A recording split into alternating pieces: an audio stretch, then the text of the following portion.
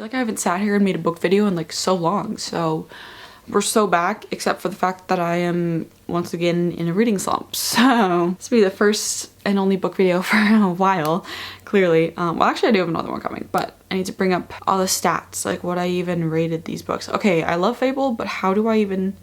Oh, I know. Let me do a thumbnail real quick because I want to do like a different thumbnail. I always do like a stack of books. Okay, good enough. It's already getting so hot in here and I hate it, but we're gonna keep going. We're gonna just keep pushing through. Hey guys, welcome to this week's video. So today's video, I'm back with another book video. It's been very few and far between this year, I feel like. I hit a little moment where I was like, you know, finishing books every week, and I'm kind of back into a little bit of a reading slump. Maybe it was just, I might need to just try to pick up a different book because I picked up a thriller and it's just not very thrilling yet. So I'm like not into it, but that's neither here nor there. This is just gonna be a quick little spring wrap up of all the books that I read this spring. I do only have 4 since my last wrap up video, but you know, for me, that's a decent amount, especially because, you know, part of spring I was in school. So, you know, balancing my time with all of that. So this summer I'm hoping to just read a few more books. I have still a whole stack of books down here I have to read. Yeah, and I do have a spring releases reading vlog coming out soon. It depends on if I read one more book for that or not. We'll see. That is coming soon, so don't even worry about it. A few of the books are also in that video, so I'm not going to go too into depth on my thoughts because you'll get all of my thoughts and those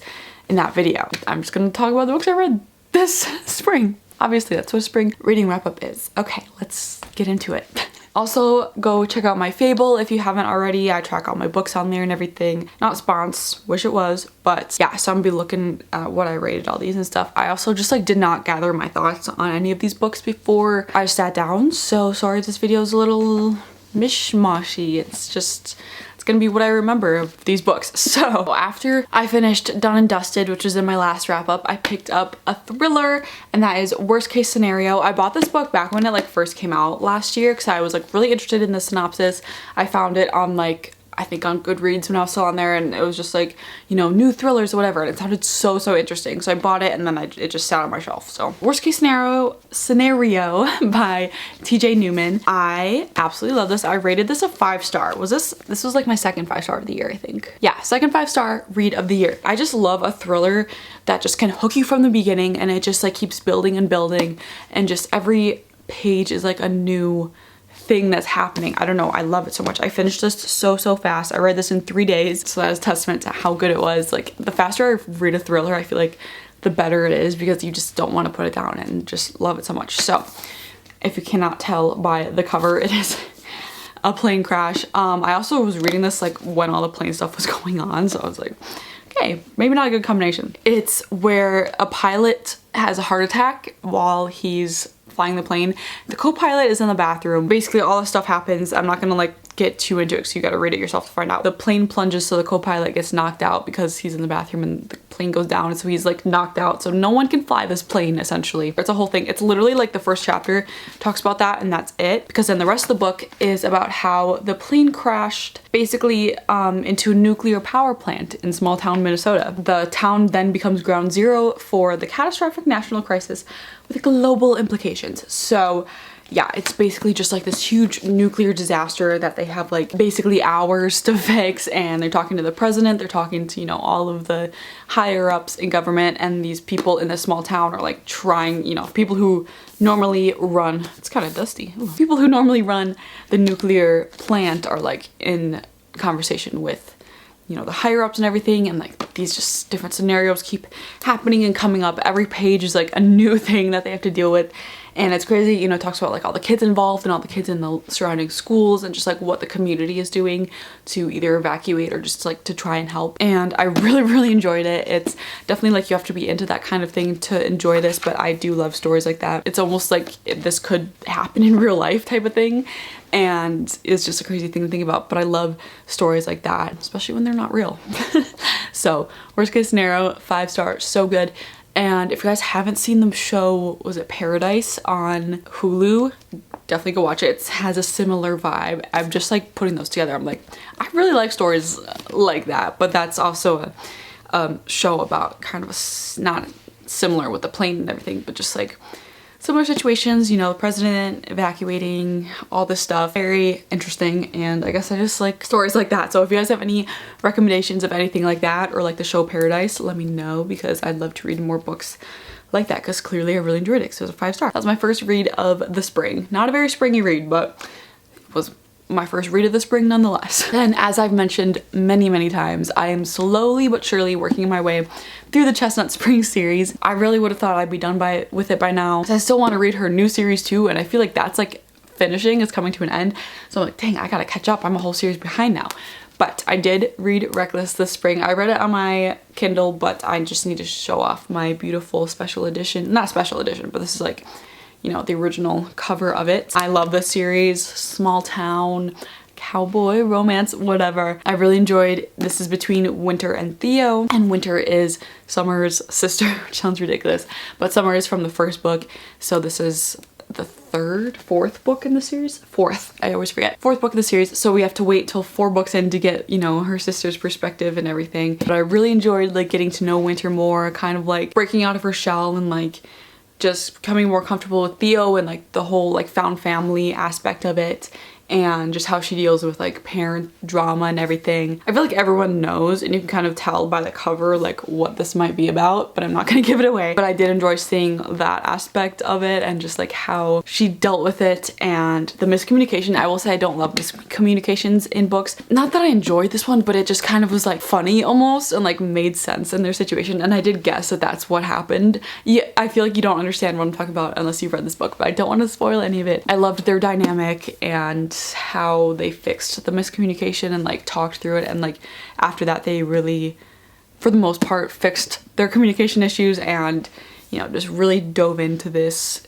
surprise together and, you know, faced it head on, and just how it all wrapped up in the end. It was so good, and I cannot wait to finish out the series with the last book. I'm kind of scared to read about Beau's story, but it's just like from what I've seen, but I'm also interested to get the behind the scenes of him as well. So that's like a really long one. It's like 500 some pages, but I will get through it this summer, guys. I swear, I swear. This was, oh, I also never told you what I rated it. I rated this 4.75. It wasn't quite a 5-star because there was some reason why it wasn't a 5-star, and I cannot currently remember. But 4.75, that's still a really good rating. Hold on, guys. I need to go to Taylor Swift's website because there's a merch drop. I'm not usually this on top of merch drops, but I'm just interested to see what's going on, so we're just gonna bring that up on my laptop real quick. Okay, moving on. The next 2 books are ones that are in the upcoming reading vlog coming out soon, so I'm gonna really try not to like talk too much about them, even though this video is already gonna be really short. Next book that I read is Say You'll Remember Me by Abby Jimenez. This is one of my most anticipated reads of the year because Abby Jimenez is definitely like one of my top authors. I feel like I can't rank my top authors, but she's like on the list of my top authors. And just like her covers are always stunning, gorgeous. Like I just love the colors of this. And then the inside, oh wait, the inside of the dust jacket. I'm like, where is it? The dust jacket is what's gorgeous and like shows a little bit of a scene from the book. And of course there's, you know, a dog involved because she always has a dog involved in all of her books, which I appreciate. Dogs or pets of some sort. And this one was, again, highly anticipated for me.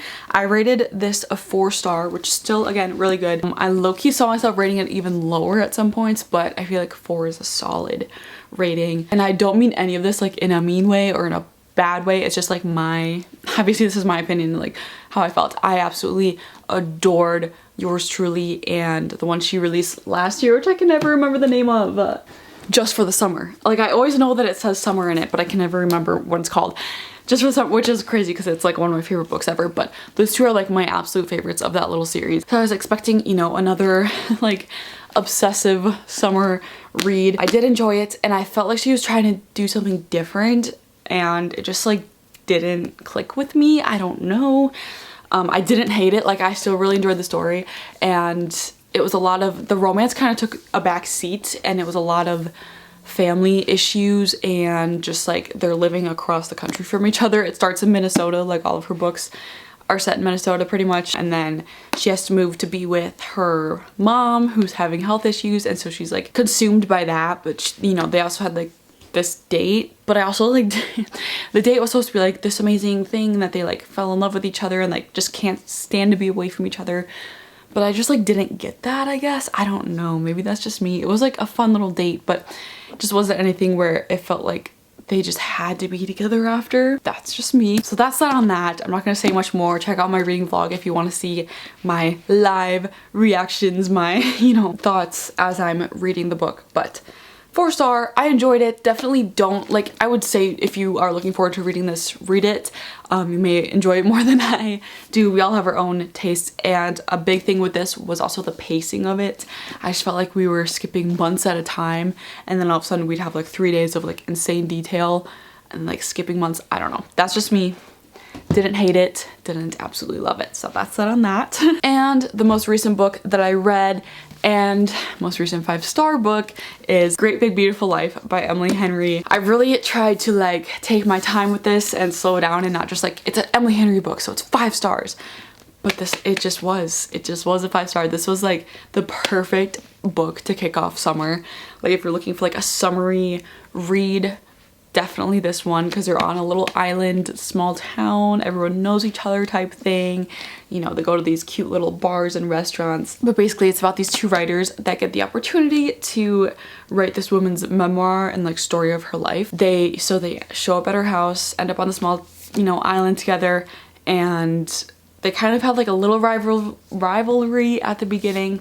But you know, they're working kind of with, not with each other, but like they're working on the same type of thing, so they kind of, you know, form this little friendship, and there's something there, but they don't want to like go after it because again, they're both like going for the same job essentially. And this woman, after these like interviews every week, this woman is going to choose one of them to write her life story. But then they realize maybe she's not telling them the full truth, or this woman is telling them different versions of the truth, or just like not, you know, telling them the same things. I thought it was really good. It was almost thriller-like, you know, there's just these like mysteries. It's like, what does that mean that she's telling them?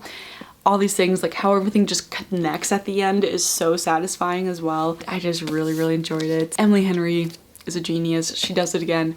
And I say this in the reading vlog, but I feel like Emily Henry was also trying to do something different with this book, and it worked. And then with Abby Jimenez, it just like didn't work for me for some reason.